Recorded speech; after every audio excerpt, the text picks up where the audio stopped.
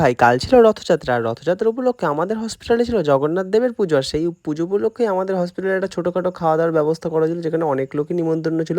আর আজকের খাবারে ছিল পুরোপুরি ভেজ খাবার। আর সেই খাবারটাই নিয়ে চলে এসেছি তোমাদের সামনে। আর হ্যাঁ, তোমরা কিন্তু বলো তোমাদের সোজা রথ বেশি ভালো লাগে না উল্টো রথ বেশি ভালো লাগে? আর এখানে এসে দেখি প্রায় সবাই খেতে বসে গেছে। তো সেই মতো আমরাও পুজোর ভোগ খেতে বসে পড়েছিলাম। সেখানে আজকে পুজোর ভোগে ছিল বেগুনি, একটা পাঁচমিশালি সবজির তরকারি, আর একটা ছিল আলু ফুলকপির রসা আর খিচুড়ি, যেটা তোমরা দেখতেই পাচ্ছ। বেগুনিটা কিন্তু বেশ গরম গরম ছিল আর সুন্দর ছিল, আর খিচুড়িটা কিন্তু হেভি হয়েছিল। তো সেই মতো আমি একটুখানি পাঁচমিশালির তরকারি দিয়ে খেলাম। আর এই পাঁচমিশালির তরকারিটাকে একটা অন্য নামেও ডাকে, সেই নামটা আমার ঠিক মনে পড়ছে না, যাই হোক এই মুহূর্তে। তো এই তরকারিটা কিন্তু খুব সুন্দর লাগে, আর খিচুড়ির সাথে এই তরকারিটা কিন্তু মানে শো স্টপার বলতে পারো। যাই হোক, আর ফুলকপি আর আলু দিয়ে যে রসাটা বানিয়েছিল সেটাও কিন্তু বেশ সুন্দর হয়েছিল। আমার কিন্তু বেশি ভালো লেগেছিল ফুলকপি আলুর রসাটা। তোমাদের কার কার ফুলকপি আলুর রসা খেতে ভালো লাগে অবশ্যই কিন্তু কমেন্ট করে জানিও। হ্যাঁ, তোমরা লক্ষ্য করেছো কিনা জানি না, আমি কিন্তু লক্ষ্য করেছি প্রায় প্রতি বছরই সোজা রথের দিন কিন্তু ঝড় বৃষ্টি একটু লেগেই থাকে।